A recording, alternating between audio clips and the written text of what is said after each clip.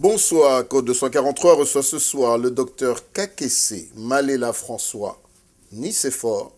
Il est le président national de l'Union pour le réveil et le développement du Congo, URDC en sigle. Bonsoir, docteur. Bonsoir, Code 243. C'est pour nous avions lu de loin, mais aujourd'hui nous pouvons vous avoir sur ce plateau et ensemble nous allons parler de la vie politique en RDC, ensemble nous allons parler des perspectives d'avenir, ensemble nous allons parler de l'économie, nous allons parler en fait de ce beau pays qui nous unit, qui est la RDC. Mais rapidement, pour ceux qui ne vous connaissent pas, qu'est-ce que vous pouvez leur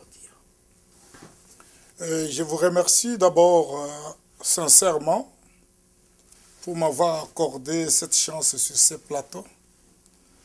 Et ce qui m'a d'abord beaucoup frappé, c'est le fait de vous rencontrer pour la première fois. Et dans une salle où il y avait beaucoup de gens et vous étiez vraiment intéressé de me rencontrer. Ça m'a fait beaucoup de joie parce que j'ai constaté que vous avez l'amour de notre pays. Merci. Et vous êtes un homme de relations, qu'il faut faire des relations avec les autres. Mais pour ceux qui ne me connaissent pas, je suis Kakese Malela François Nicéphore. Je suis médecin vétérinaire de formation depuis 1989 à l'université de Lubumbashi. Quand j'ai fini les études, je suis allé directement en Afrique du Sud. J'ai terminé en juillet et en septembre de la même année, j'étais déjà en Afrique du Sud, où j'étais engagé comme vétérinaire assistant à l'Institut de recherche, à l'Institut national de recherche sud-africain. 2 ans après, comme c'était l'année 1991-92, pour parler avec l'arrivée de Mandela comme président en 1994, l'Afrique du Sud commençait à s'ouvrir à la communauté internationale et ils avaient besoin d'un vétérinaire qui pouvait être capable d'interpréter les textes qui venaient de l'Union européenne, français et anglais. J'étais la seule personne à cette époque-là, donc j'avais eu la chance d'être nommé responsable de ces services-là. C'est ce qui avait fait que j'étais à tout moment, une semaine après 2 mois, j'étais toujours à Bruxelles, soit dans tel autre pays, ainsi de suite. Et en 1996, j'avais un contrat maintenant, j'ai démissionné au gouvernement. D'abord, avant de démissionner, ils ont refusé, après ils avaient accepté. J'étais engagé par Bayer, la compagnie Bayer de l'Allemagne, mais située en Afrique du Sud. Et de là, nous avions fait une société commune, une agence, comme on dit, de la propagande des projets pour le développement, projets de développement rural. Et à ce moment, je fus maintenant le directeur de ces services-là. Situé en Afrique du Sud, mais j'allais au Congo, Burundi, Rwanda, Bénin, Cameroun. Et en fin de compte, j'avais jugé mieux qu'en 1998 que la société trouve d'abord base au Congo. C'est ce qui avait fait que je viens au Katanga en 1998, quitter l'Afrique du Sud pour implanter la société au Katanga. Et de là, comme j'étais toujours dans l'esprit là de l'université de créer un parti politique, je sentais en moi cette idée-là, ces besoins-là. Il fallait un parti politique. Là, j'ouvre une petite parenthèse parce que quand je fus étudiant en 1984... On allait revenir, oui, mais allez-y. Voilà, en 1984, j'ai été chassé de l'université d'une façon... C'était officiel. Je ne pouvais plus continuer les études. Pourquoi? Parce que j'avais voté rouge pendant les élections du fait maréchal de 1984.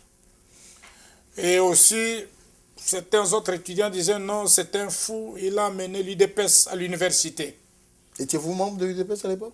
Bon, c'est ce que les gens disaient. Et vous savez qu'à cette époque-là, tout celui qui ne supportait pas l'IMPR ne pouvait faire que famille de l'UDPS. Exact. Donc c'est ça qui avait fait que je sois dans l'UDPS. Mais 6 mois après, à ma forte surprise, on m'apprendra que j'étais appelé par les secrétaires académiques de rentrer à l'université. C'est par après que j'avais compris que c'était des professeurs belges et allemands. À ce temps-là, la faculté de médecine vétérinaire qui avait tout fait pour que je rentre encore étudiant. Mais je ne sais pas, peut-être parce qu'on m'avait chassé que l'esprit là bouillonnait encore. En 88, maintenant, je serais encore chassé. Pourquoi? Parce que j'ai dit non à la semaine idéologique.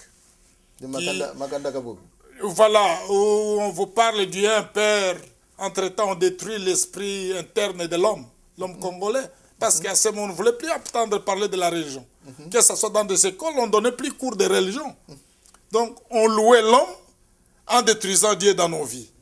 Voilà, là où je serais maintenant chassé, mais pas question, je n'étais pas chassé totalement de l'université, mais chassé des cités universitaires. Okay. Et comme j'étais en deuxième doctorat, ce n'était pas un problème, j'étais dehors et en fin de compte, la dernière année, j'avais terminé. Et ces mêmes professeurs ont jugé bon que je quitte le Congo immédiatement, donc les Zaïre à ce temps-là. C'est ce qui a fait qu'au mois de juillet, je prends mon diplôme, septembre de la même année, ils m'ont facilité de quitter les Zaïre. Je suis allé en Zambie, Botswana et puis Afrique du Sud. Voilà, un parcours. Donc, le docteur Kakessé, là, vous rappelle ce qu'il est, ce qu'il a fait comme étude. Il est vétérinaire, il a été travailler en Afrique du Sud. Et vous remarquerez qu'il avait déjà cette verve, cette fougue en lui de résister à tout ce qui était manipulation collective. Et je crois que c'est ceci qui va justifier les autres événements, dont notamment la création de l'Union pour le réveil et le développement du Congo. Une petite question importante. Pourquoi le mot réveil? Est-il lié au réveil spirituel?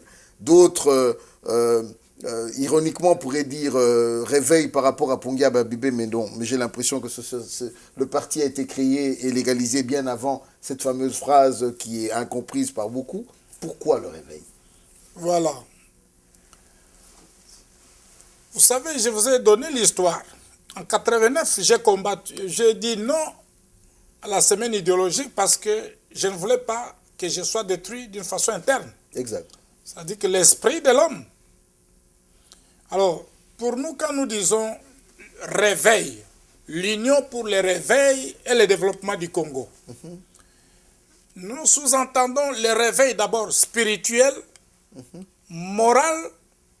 Quand le spirituel et le moral marchent, eh ben, la politique, l'économie et le social marchent. Donc d'abord, c'est ça le réveil. D'abord, le réveil spirituel, moral et ensuite économique, ainsi de suite. Donc c'est ça le réveil. Donc, je voudrais insister parce qu'aujourd'hui, le Congo est soumis à un large réveil, entre guillemets, spirituel, qui est lié par certains, ou expliqué par certains, non pas comme l'opium du peuple, mais une conséquence, en fait, de la crise sociale, une conséquence du chômage. Plus de 90% des Congolais ne travaillent pas. Les perspectives sont difficiles et on voit beaucoup de personnes qui n'étaient peut-être pas appelées, aujourd'hui se retrouvent à la tête des églises, et il en pilule partout dans les rues, que ce soit à Kinshasa ou dans les grandes villes. Et le même phénomène est constaté dans la diaspora. Quelle est votre vision? Est-ce que votre réveil est aussi lié à ça ou bien que dites-vous? Parce qu'un pays réveillé... Mais il n'y a qu'un seul Dieu. Amen. Il n'y en a pas deux. Voilà, monsieur Code 243. Le mot... Quand on vous parle aujourd'hui qu'il y a pasteur, c'est bien, le mot pasteur existe. Mais dans notre pays, vu qu'il n'y a pas d'emploi, pas de travail, la misère ronge le peuple, suite au chômage. Si vous n'êtes pas député, vous devez être musicien. Si vous n'êtes pas musicien, vous devez être pasteur.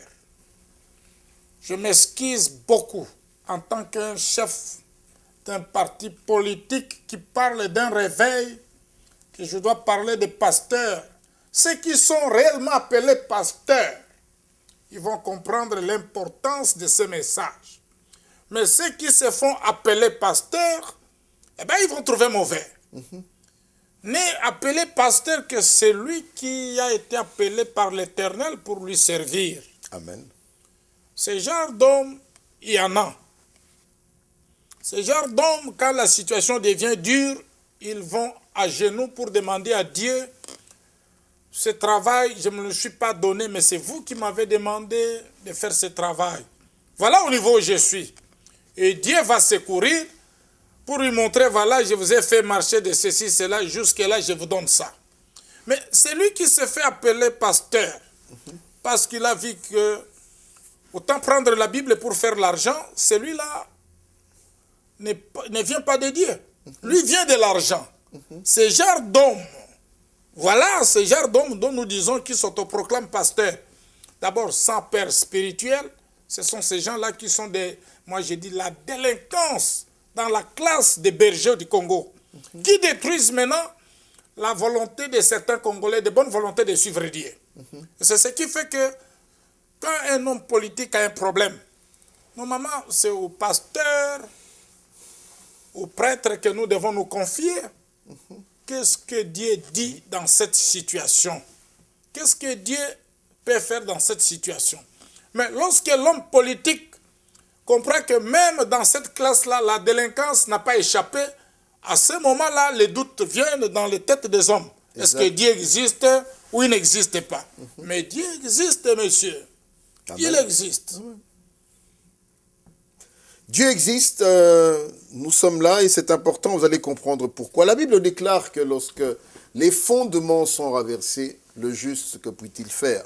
Et nous introduisons ce verset biblique pour revenir à ces fameuses élections de 2011 qui vous ont vu, pour lesquelles vous avez participé et vous avez brigué la magistrature suprême. Ces fameuses élections conduites par le pasteur Ngoï Mulunda, que nous avons reçu sur notre plateau, qui nous avait fait tant de promesses, mais qui malheureusement ont été les plus médiocres que la RDC ait connues jusqu'à présent.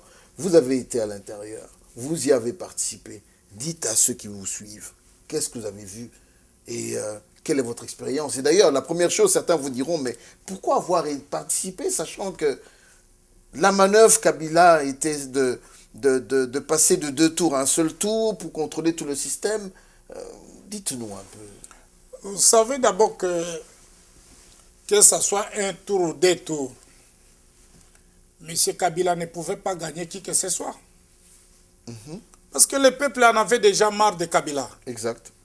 Ça, je l'ai dit. Et je l'ai toujours dit.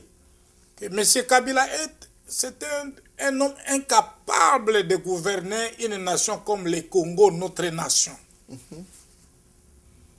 Il a eu le pouvoir, c'est comme quelqu'un à qui on donne l'omelette sur la table. Un pouvoir qui venait comme ça.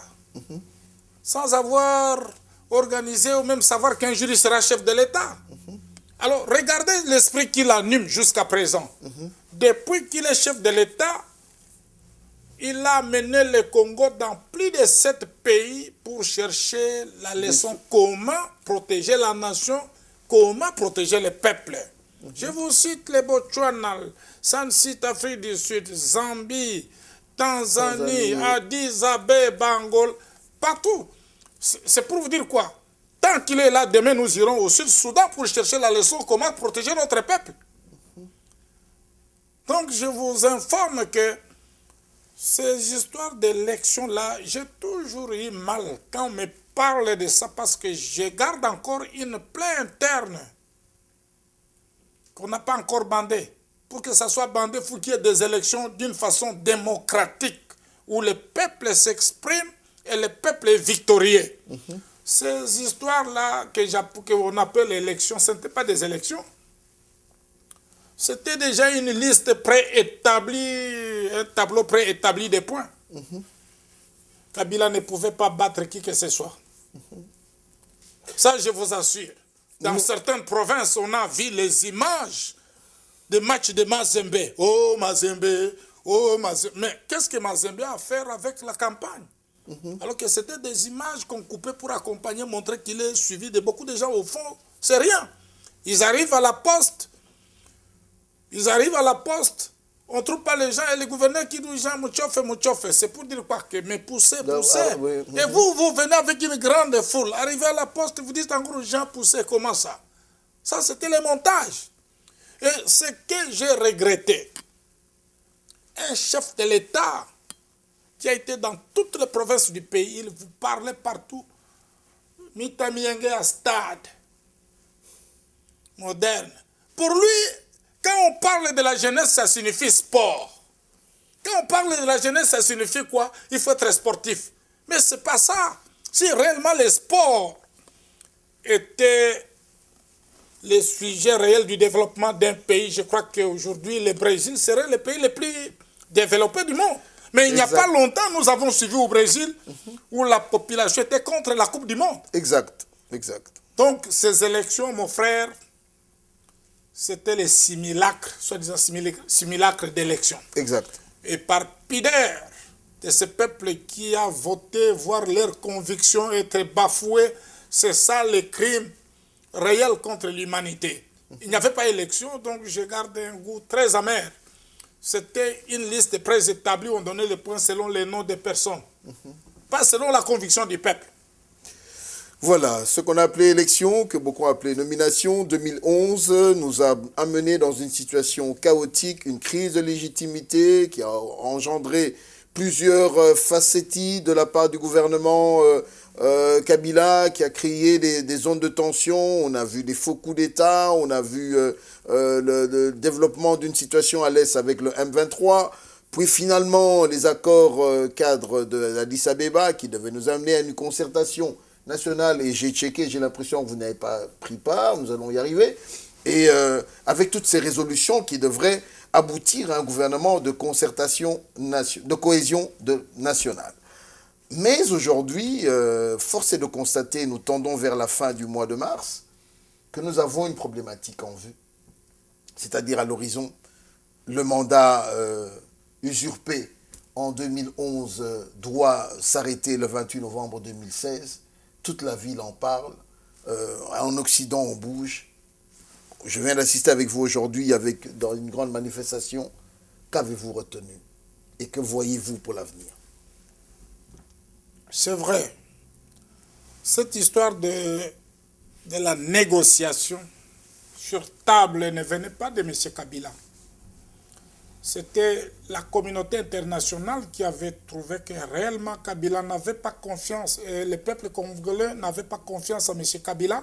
Donc c'est un pouvoir d'abord de quelqu'un qui s'est placé par force, il règne par défi. Il fallait trouver comment créer la légitimité de ces pouvoirs pour que les choses marchent. Comme je vous ai dit, quand le peuple n'a pas confiance en un chef, le pouvoir n'existe pas. Parce que rien ne va tenir. Ils vont obéir comment aux ordres de quelqu'un qui ne connaissent pas ou qui n'obéissent pas. Alors, M. Kabila et son groupe, soi-disant majorité présidentielle, que moi je qualifie toujours d'un groupe d'hommes et de femmes non cohérents, sont des hommes qui sont y allés là-bas, chacun avec un but bien précis. S'ils étaient une majorité cohérente, je vous assure que notre pays là serait je crois bien, on serait aujourd'hui, on ne pouvait pas même parler encore de Kabila dans ce sens. Ils ont amené à M. Kabila beaucoup de mots. Tantôt, révolution, tolérance zéro. Après tolérance zéro, ils vous disent révolution morale. Après morale, ils vous disent fini la récréation.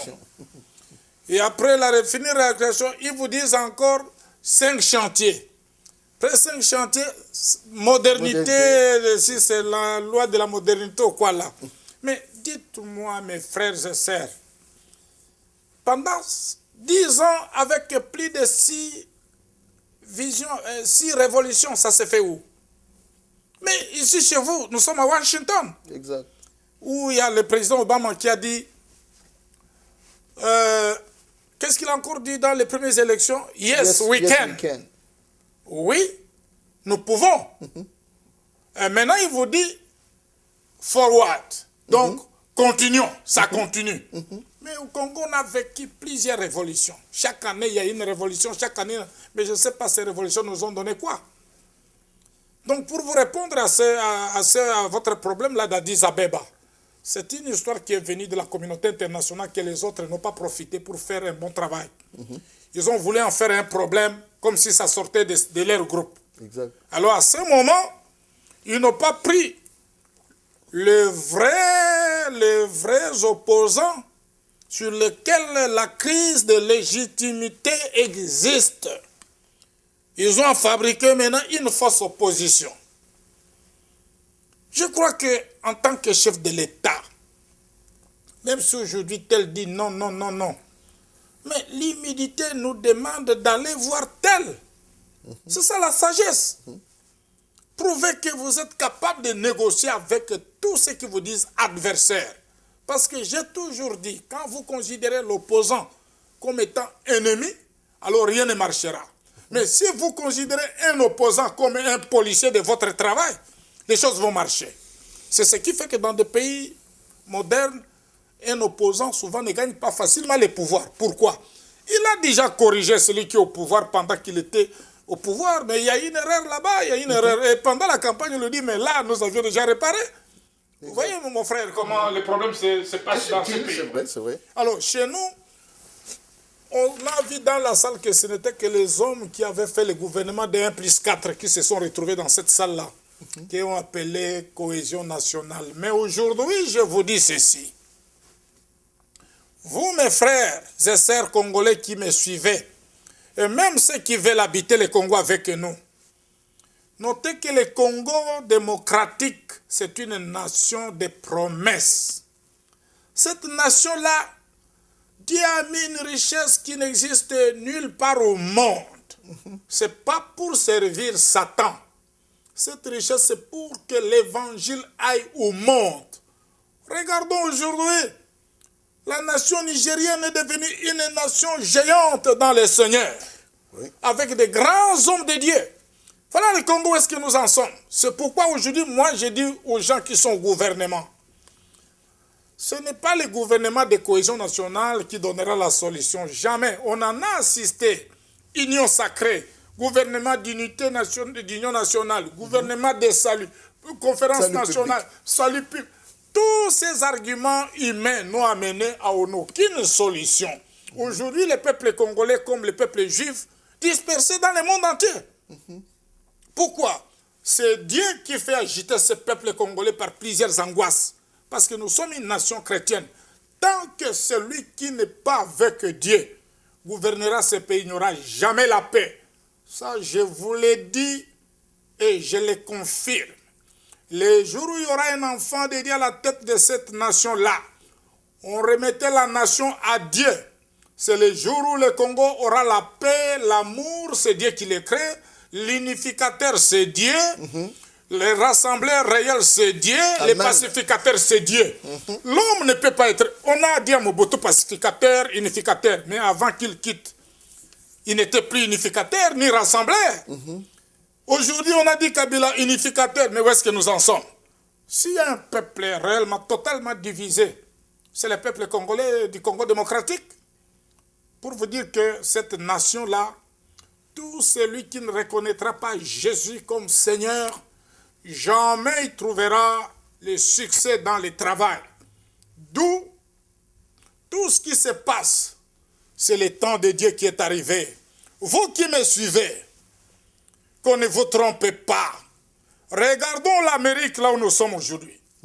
Mais cette nation, je ne vois aucune nation qui deviendra plus forte que l'Amérique, que ce soit la Chine. C'est de la fausseté. Une nation qui a les fondements sur Jésus-Christ, c'est la plus grande force qui puisse exister. C'est dans un pays où même sur l'argent, en Dieu nous croyons. Ils ne font rien sans dire que Dieu bénit l'Amérique et bien Dieu bénit le peuple américain. Exactement. Regardons aujourd'hui l'Angleterre, un petit pays au point de vue étendu. Mais une grande nation de grande envergure. Vous ne pouvez aller nulle part faire les affaires sans parler l'anglais. Vous croyez qu'ils sont devenus plus forts à cause du poison ou de la magie ou de l'occultisme? Non. C'est le fondement que leurs parents ont fait avec l'église anglicane. Ils ont donné leur pays entre les mains de Dieu. qui fait que ces gens continuent à être des nations fortes.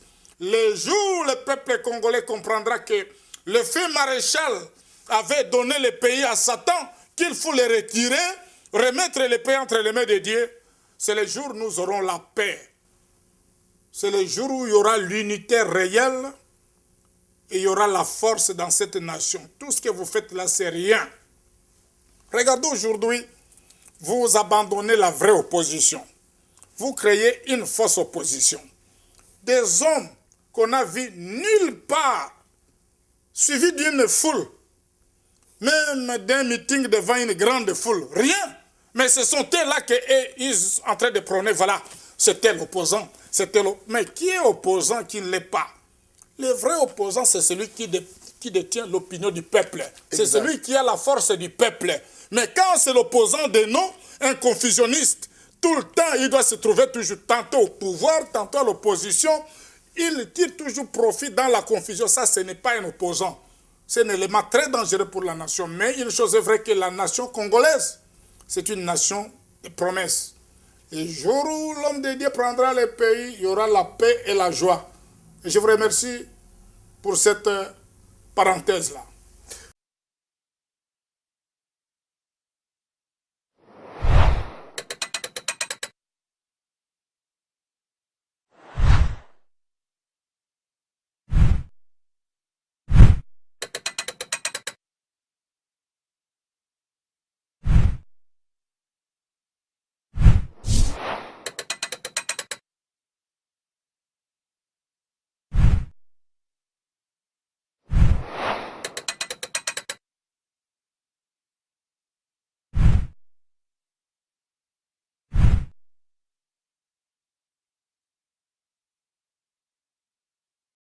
Merci, il a bien dit, et je suppose que tous ceux qui, comme moi, ont la foi en Christ, ont la foi en ce Dieu tout-puissant, créateur de toutes choses, vont dire Amen.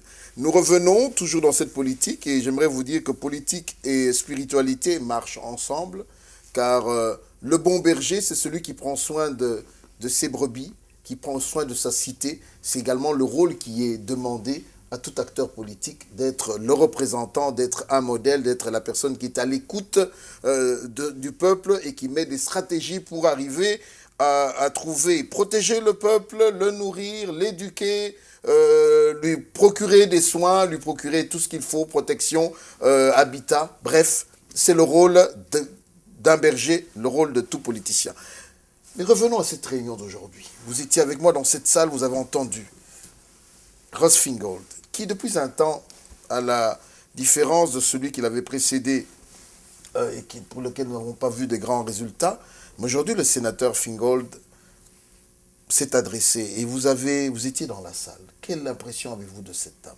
Croyez-vous qu'avec lui, les Congolais ou le Congo est en train d'avancer vers un succès? Quelle est votre appréciation? Avant que je n'arrive à M. l'abbé Malou Malou. Oui.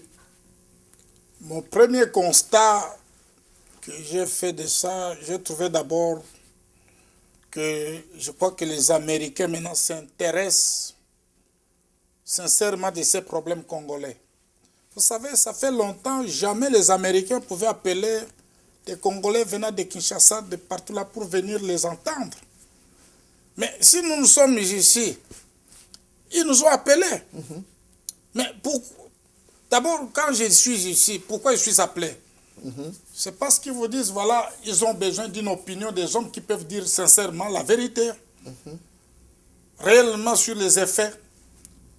Et quand vous regardez les propos de ces sénateurs, en lui, vous trouvez une certaine grande valeur d'intégrité, d'honnêteté et surtout de vérité. Et ce qu'il a dit, il a répété. C'est un ordre. Ce n'est pas une mise à point, mais c'est un ordre. Il doit y avoir la démocratie au Congo. Il n'y aura pas changement de quoi que ce soit comme loi de la Constitution. Qu'il pleuve, qu'il neige, 2016, le gouvernement de M. Kabila, stop. Il n'a pas marché des mots. Exact. On ne peut pas vivre dans un monde où les gens vous réclament 30% pour mettre dans des poches, qui font le pillage de la nation, prendre toute la communauté, toute la population en otage sous forme de dons, en train de donner tel don, fondation. Mais fondation, ça vient de quel argent? C'est ça.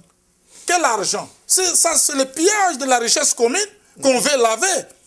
Nous sommes aux États-Unis. Vous avez déjà entendu que M. Bill Clinton a, qui encore... Barack Obama? Non, le plus riche, l'homme, M. Bill Gates, a déjà donné $100 000 dans un quartier quelconque. Mais par contre, il crée des écoles, il investit dans la recherche pour rendre la communauté, les enfants, la communauté américaine forte. Voilà un homme. Mais pas ceux qui détruisent le pays, qui détruisent toute la population par des dons. Ils mettent tout le monde sous le régime de l'esclavagisme des dons, qui viennent alors de notre propre richesse qu'ils ont pillée. Ça, les autres ont dit non. Ils sont clairs que même dans toute la région, que ce soit au Burundi, Rwanda, Ouganda et RDC, il doit y avoir changement politique. Il n'a pas mâché des mots. Exact. Il a dit clairement, il doit y avoir un changement politique. Et quand on parle de changement politique, l'homme et le système politique, on ne va pas prendre parmi les assassins, les garder encore pour nous amener encore dans les mêmes erreurs. Donc, une alternance totale d'hommes et de systèmes politiques. Ça va se faire. Ça va se faire en 2016 ou avant. Je crois que ceux qui ont la foi, ceux qui suivent nos programmes de Code 243, connaissent la constante, connaissent cette rigueur, cette démarche que nous avons de pouvoir toujours vous proposer ces hommes de foi, ces hommes de conviction, ces hommes qui ont une vision et qui croient que demain le Congo sera meilleur. Vous venez le découvrir pour ceux qui nous rejoignent. Il s'appelle Dr Kakese Malela François Nicéphore, président d'un parti qui s'appelle l'Union pour le réveil et le développement du Congo. Voilà, merci, l'URDC, vous sentez cette complémentarité. 2016 est à l'horizon. Les informations qui nous viennent de Kinshasa sont noires ou peut-être grises. Tentative de changer la Constitution, tentative d'utiliser, de changer l'article 220, d'utiliser l'article 70, qui de facto, en cas de prolongement... De prolongement, garder encore Kabila au pouvoir. Ça n'arrivera plus. Bref, Kingataki, il y a une messe noire et tout ça. Dites-moi, pour vous, on va dans quelle voie? Vous êtes sortis aujourd'hui, vous avez écouté Rasfingold, les responsables congolais étaient là, les représentants de l'ambassade, du département d'État, la société civile congolaise était là. Et je me souviens de cette phrase importante du sénateur Fingold qui dira insister pour qu'il n'y ait pas de report.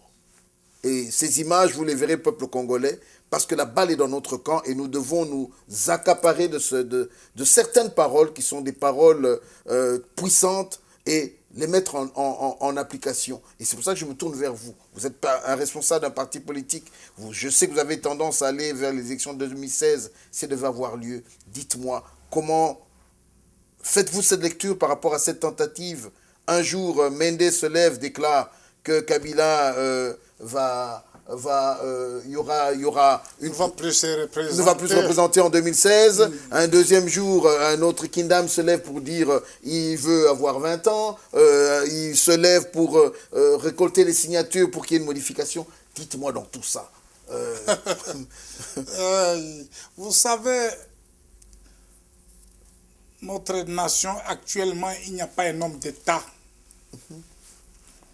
Nous parlons d'hommes d'État, les personnes qui vous donnent des paroles et qui les respectent. Exact. Voilà un homme d'État. Le pays comme il est là, vous le connaissez. Mais une chose est vraie. Et j'ai un seul conseil à donner à mon frère Kabila Joseph. Ne suivez pas ceux qui vous trompent du miel qu'ils ont goûté auprès de vous. Servez-vous de l'exemple et du fait maréchal Mobutu. Ça va vous servir. Vous êtes venu avec votre père, avec une guerre, soi-disant, vous chassez Mobutu, libérez les Congolais pour instruire la démocratie. Aujourd'hui, hier, vos gens il y en a qui vous ont appelé père de la démocratie congolaise. Je crois, Ça, c'est... ce que je vous dis, mon frère, sortez grand, ça sera la joie pour nous. Parce que l'histoire de notre pays n'est pas bonne. Quand nous regardons, nous sommes pratiquement un des pays, si pas le seul pays africain, où il n'y a pas d'ex-président. Il n'y a que de faits présidents. Ça, nous ne voulons pas. Nous voulons que cette fois-ci, que vous, qui a commencé avec les élections démocratiques, vous soyez au pays.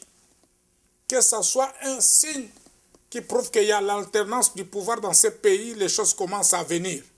Mais s'il y en a qui vous entêtent, qui vous mettent dans l'erreur de sortir petit, ça sera grave parce que ça sera comme le cas de celui de Tunisie qui a fui, soit encore comme celui de l'Égypte qui est en jugement. Et à ce moment, vous ne gagnerez pas. Mais je vous conseille parce que je vous aime.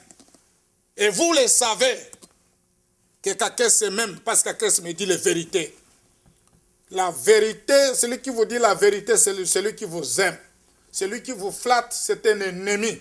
Alors moi, je vous donne comme conseil. Vous avez fait ce que vous avez fait. Le peuple congolais vous reconnaîtra avec grandeur si vous sortez grand.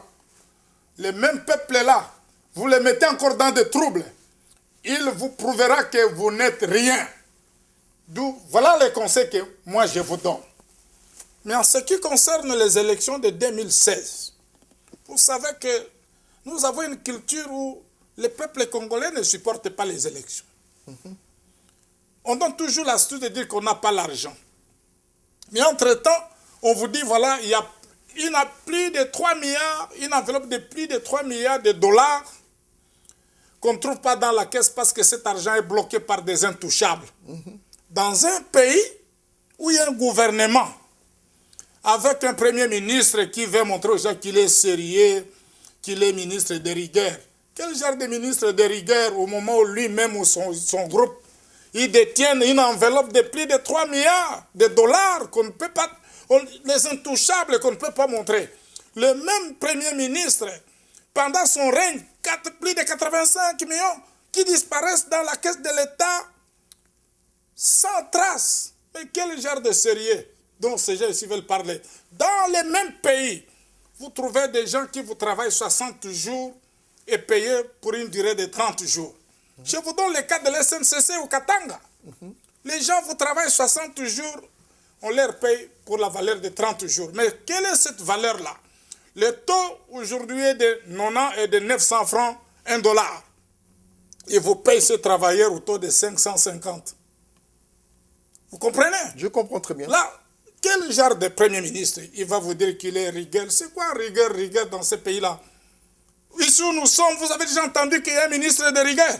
Mais les choses marchent. Exact. Nous, on n'a pas besoin d'attendre rigueur. Nous voulons que le peuple congolais constate cette rigueur-là dans leur vie quotidienne.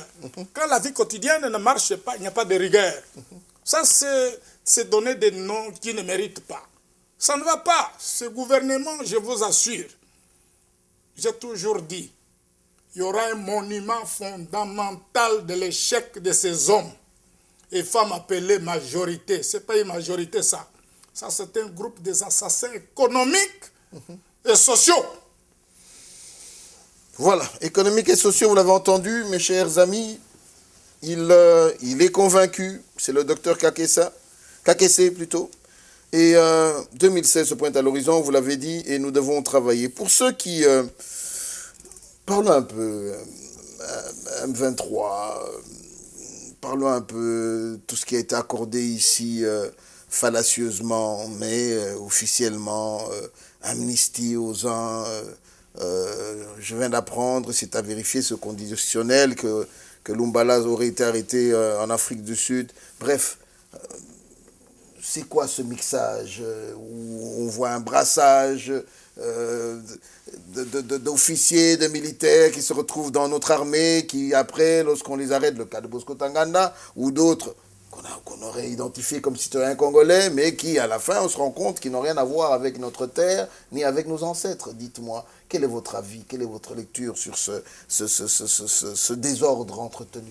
Oui, sur ce point-là, je crois que même dans le soi-disant débat présidentiel que je qualifie toujours une interview entre journalistes et candidats, j'avais bien souligné la présence des rebelles dans l'armée nationale ont beaucoup d'inconvénients. Vous savez, un rebelle, d'abord par définition, c'est quelqu'un qui veut vous vivre hors de la loi normale.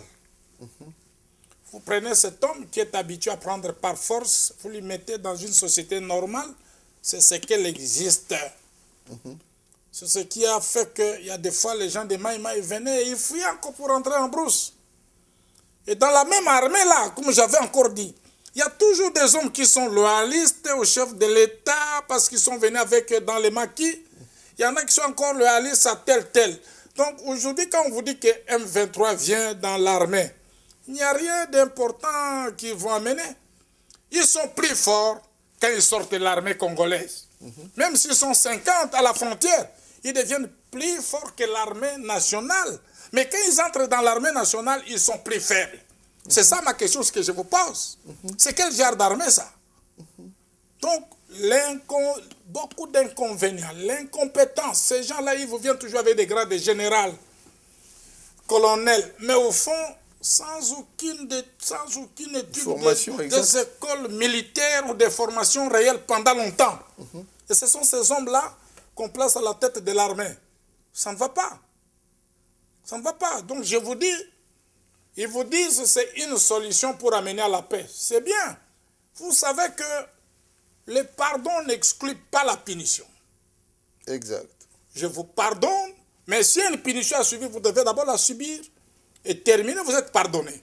Mais si nous devons toujours chercher à mener les rebelles dans l'armée, est-ce que montrez-moi ici aux États-Unis, où nous sommes avec vous, dans quel parti politique où un rebelle a de la valeur au point de vue démocratique? Dans la démocratie, est-ce qu'il y a une place où les rebelles ont une valeur? Mais pourquoi c'est une valeur réelle pour faire membre d'un gouvernement dans un autre pays? C'est de la responsabilité du Congolais, je crois, mes frères et sœurs qui nous rejoignaient, Code 243, toujours soucieuse. Il est avec nous, nous parlons spirituel, nous parlons politique, nous parlons social, c'est important, nous parlons futur. Vous devez comprendre que ce pays qui a été longtemps géré d'une manière disparate, sans projet réel, qui a été géré par coup d'humeur, qui a été géré selon des méthodes qui n'ont rien à voir avec l'autarcie, avec ce que les économistes apprennent dans les écoles, aucune prévision, donc on fait des improvisations du matin au soir. Ce pays a besoin d'être redressé, ce pays a besoin d'un réveil, un réveil non pas simplement dans les consciences, mais un réveil au niveau également dans l'action, un réveil au niveau de l'éducation. Regardons cette déliquescence que nous voyons dans le système éducatif en RDC, les programmes qui sont les mêmes depuis des décennies. Je parie que le cours que vous avez laissé, docteur, il y a une trentaine d'années, est le même qui est toujours peut-être en application aujourd'hui. Peut-être, on ne sait jamais. On ne sait jamais, alors que les réformes sont appelées de tous les vœux, dans tous les coins et recoins. L'abbé Malou Malou, qui déjà en 2006 a occasionné ce qu'il a occasionné, la mort de plusieurs milliers de Congolais. Je me souviens de ces hommes qui ont fait des crises cardiaques parce que ça n'allait pas. Je me souviens de ces armes qui ont tonné, de ces 15 ambassadeurs qui s'étaient retrouvés dans la maison d'un des candidats, pour ne pas le citer ici, Jean-Pierre Bemba, qui est aujourd'hui à la CPI, que nous saluons. L'abbé Malou Malou revient dans un contexte où, au lieu d'avancer, on a l'impression que c'est encore une régression. Que peut-on espérer de cet homme pour lequel il y a déjà une pétition qui est lancée, mais qui nargue, tout comme aujourd'hui, question qui lui a été posée par un Congolais dans la salle, à laquelle il a eu la même réponse pour dire qu'il n'était pas concerné par une pétition, d'où qu'elle soit lancée. Dites-moi, Est-ce que ce sont des gages que nous allons vers 2016, vers quelque chose, si l'élection devrait y avoir, quelque chose de paisible, ou au contraire, il faudra, comme on l'a déjà vu, l'armée, tout comme la police, est en train de s'équiper très fort. Faudra-t-il faire la même chose? Bon, mais si l'abbé Apollinaire ne vient pas de la classe des délinquants comme ceux qui s'autoproclament représentants de telle église, de telle église. Il vient d'une congrégation où on forme les hommes pour devenir réellement des bergers. Mais le petit souci que j'avais d'abord auparavant, quand on m'apprendra qu'il a refusé l'ordre de ses supérieurs. Alors je me suis dit, mais s'il refuse l'ordre de ses supérieurs, il devient rebelle. Exact. Et qu'est-ce qu'un rebelle peut donner comme un bon résultat? Mais aujourd'hui, M. l'abbé Malumalu s'est expliqué, j'ai suivi, il a dit, voilà, il vient d'une association de 8, je crois bien, groupements d'églises. Exact. Sur les 8 groupements, il a été voté par 7. Démocratiquement, c'est normal. Mais en tant qu'individu, c'est là où il y a la question. Bon, il a créé d'abord dans le cœur de beaucoup de Congolais la méfiance vis-à-vis de lui. Est-ce que Malumalu va laver l'église catholique ou va-t-il salir l'église catholique? Ouais. Je crois que cette fois ici, Malumalu va laver l'église catholique. Je suis convaincu, à l'entendre parler ce qu'il a dit dans la salle là, je crois que cette fois ici, les mêmes gens-là qui l'ont poussé à faire la fois passée ceci, ce sont les mêmes gens-là maintenant qu'ils veulent qu'il corrige. C'est là, moi j'ai compris dans ce sens-là. Ceux qui l'ont amené à faire ce qui s'était passé dans le temps sont eux maintenant qui veulent qu'il puisse corriger cette erreur-là. Moi je crois que cette fois ici, Black Abar, comme il a dit lui-même, que le résultat sera connu 1 ou 2 jours après. Rien ne sera publié si ce n'est pas affiché. C'est ce qu'il a déclaré. Parce que les Américains ont promis des ordinateurs et... Voilà, qu'il y aura des scanners partout. Alors, dans ce système d'organisation des élections où les résultats nous apparaissent les mêmes au 2e jour, 3e jour, c'est déjà OK. Mais c'est une personne comme tout autre. Voyons voir ce que l'histoire va nous dire. Voyons voir ce que l'histoire va nous dire, et je crois que l'une des pièces maîtresses, ce serait la présence ou non de celui qui ne devrait pas se représenter, Joseph Kabila, que certains appellent Hippolyte Kanambe, à qui vous êtes adressé aujourd'hui. J'espère ce conseil venant de vous, il entendra, parce que vous avez dit que vous lui dites la vérité. Et il n'y a que la vérité qui affranchit et qui libère. Mais 2016, Malumalu fait ses promesses. Jusqu'à présent, tournons-nous vers l'opposition. Parlons. Qui dans l'échiquier, aujourd'hui, croyez-vous, à l'horizon se pointerait comme leader ou quels seraient les noms, tout en ne vous disqualifiant pas? Parce qu'on a vu 2011, comment vous êtes partis en ordre dispersé avec les résultats qui ont été biaisés à l'avance, c'est vrai, mais on vous n'a pas senti une opposition allant ensemble. Nous sommes à 2 ans de ces prochaines échéances. Peut-on cette fois-ci espérer que l'opposition a appris la leçon de 2011 et qu'elle va se mettre ensemble, du moins les véritables opposants? Voilà. C'est là où il y a la question claire. Qui est au juste opposant, qui ne l'est pas? Nous sommes dans un pays où on reçoit l'argent aujourd'hui, la nuit, et demain matin, sur toutes les chaînes de télévision, commence à s'autoproclamer opposants. Des simples protestations du matin au soir sur toutes les chaînes de télévision. Mais au fond, aucune solution idéale au problème congolais. J'ai toujours dit, et je le répète encore devant vous, mon frère, vous ne trouverez jamais dans un pays quelconque où on vous dit que 3 partis politiques avec des visions différentes se sont réunis pour faire telle campagne. Non. Je vous donne l'exemple de l'Allemagne, où il y a 2 partis politiques qui sont frères. Donc, l'Union démocrate chrétienne, l'Union des chrétiens socialistes. Si c'est social là. Mais ces gens fonctionnent d'une façon indépendante. Même aux élections, ils vont d'une façon indépendante. C'est après qu'ils se regroupent parce qu'ils se rassemblent quelque part avec le mot chrétien. Parce qu'ils veulent toujours appliquer ces valeurs-là chrétiennes dans leur administration. Alors, ce que nous disons pour le Congo, la fois passée, ce n'était pas parce que l'opposition était dispersée. Si c'était des élections transparentes, réellement avec des hommes intègres, honnêtes et transparents vis-à-vis d'eux-mêmes et vis-à-vis des autres, je ne crois pas qu'aujourd'hui on parlerait de mon frère Kabila comme président. Je ne crois pas. Ça c'est sûr. Alors, ce que nous disons, qui est des tours des élections, c'est comme ça que ça se fait dans le monde entier. Exact. Les gens y vont. Ils vont d'abord au premier tour. Parce que qui vous dira que c'est vous qui allez gagner ou c'est moi? Les pouvoirs, mon frère, c'est Dieu qui les donne. Amen. C'est Dieu qui établit les chefs dans une nation. Le pouvoir ne vient pas de la magie. Ça qu'on ne vous trompe pas. Surtout, pas même de sacrifier, faire des sacrifices pour poursuivre tel ou tel. Non, vous perdez le temps. C'est Dieu qui établit. C'est pourquoi la Bible dit, il est le maître des temps et le maître de quoi? Des circonstances. Quand il bouleverse, il établit. Voilà ce que c'est Dieu. Alors, au premier tour, quand les gens y vont, on dit voilà, il y a premier et deuxième. Quand il n'y a pas un gagnant, avec majorité. Maintenant, les gens qui sont après les deux premiers, ils se disent voilà, moi, j'ai tendance avec tel, je vais faire fusion avec tel. Ou les gens disent voilà, regroupons-nous là-bas parce que nous voulons chasser ce système.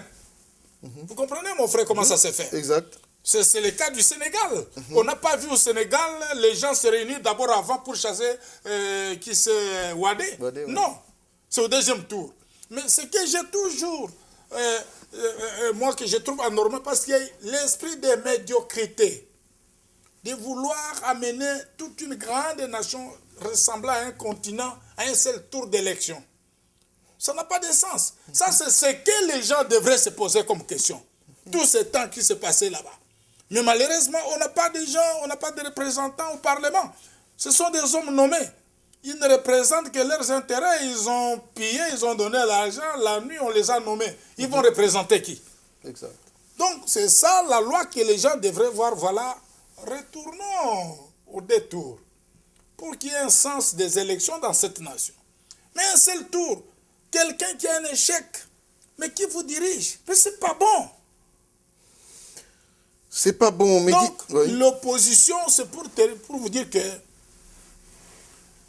ce n'est pas en perturbant l'ordre public, ce n'est pas en faisant des bruits nuit et jour sur les télévisions, radio, mais au fond, il n'y a rien. Non, nous sommes dans un pays où la corruption a rongé tous ces gens-là que vous voyez. Vous n'avez pas vu des candidats avant des élections, ils étaient dans des petites histoires. Juste une semaine après les élections, ils étaient dans des Jeep Prado. Des hommes sans discours, sans idée. Exact. Donc, vous allez vous mélanger avec ces gens pareils, vous dites non, c'est une opposition. Non, ils reçoivent l'argent pour venir détruire ceux qui ont de bonnes idées. D'où, qu'est-ce que nous disons? C'est lui qui trouve que ce que nous prenons est bon, venez, faites-vous membre. Parce que nous ne pouvons pas avoir des visions. Mais nous allons appliquer laquelle quand nous allons gagner des élections? Quelle vision appliquer pour gagner les élections? On me fait signe qu'il nous reste 3 minutes. J'aimerais que vous puissiez regarder cette caméra-là en face. Ils vous ont découvert, ils vous ont entendu. Vous les avez amenés dans tous les coins et recoins, dans la spiritualité, dans la gestion de la chose publique. Qu'est-ce que vous voulez dire à ceux qui vous ont découvert, qui veulent rentrer en contact avec vous pour discuter, adhérer ou avoir un complément d'information? Docteur, en fixant cette caméra, ils sont à vous. Voilà, je m'adresse à toutes tes sœurs et tous frères congolais. Que je suis Kaké, c'est comme je vous ai dit, j'ai fait une opposition qui n'est ni soumise, ni complice avec qui que ce soit du pouvoir. Et nous n'avons qu'une seule chose, c'est de lutter pour que les principes et les vraies valeurs mène notre pays sur les chemins de la vraie démocratie. D'où ceux qui veulent réellement, qui sont dans cette tendance-là, de vouloir voir notre nation sur des racines d'une démocratie réelle, venez nous rejoindre. Venez nous rejoindre. Nous sommes un parti politique connu, situé sur l'avenue Kasavubu à Kinshasa. Notre numéro de téléphone, c'est le 00 243 99 93 86 971. L'email, c'est info@urdccongo.org. Je vous remercie. Que Dieu vous bénisse. Il vous remercie, que Dieu vous bénisse. Voilà, c'est le message de la fin venant du docteur Kakese Malela François Nicéphore, président national de l'Union pour le réveil et le développement du Congo, que nous avons eu le plaisir et la joie de recevoir ce soir sur nos plateaux, pendant qu'il est en visite de travail aux États-Unis à l'invitation de certains de ses partenaires économiques et politiques. Code 243 est là, mesdames et messieurs. Nos numéros de contact, vous les connaissez, le 01 240 432 16 14, 01 240 432 1614, ensuite le 01 202 557 68 65 55. Tous ces numéros ainsi que notre email adresse qui est newscode243@gmail.com, ainsi que nos pages Facebook où vous pouvez retrouver tous nos programmes. Nous aimerions vous dire que notre page web va être lancée très bientôt et nous espérons la lancer simultanément avec la radio Code 243. Encore une fois, ceci a été pour nous une joie et un honneur de vous recevoir, docteur, en souhaitant que la main de Dieu soit sur vous et que ce message puissant qui a été délivré touche les cœurs et que les fondements qui ont été renversés ne le soient plus, soient rétablis, et que l'autel de Dieu soit posé en RDC et que ce pays puisse connaître la croissance, la bénédiction, la vraie. Voilà, que nous puissions vraiment connaître une paix profonde que seul Dieu puisse donner. Voilà, au nom de Code 243 et de sa rédaction, chers amis et frères, soyez bénis. Merci. Au revoir.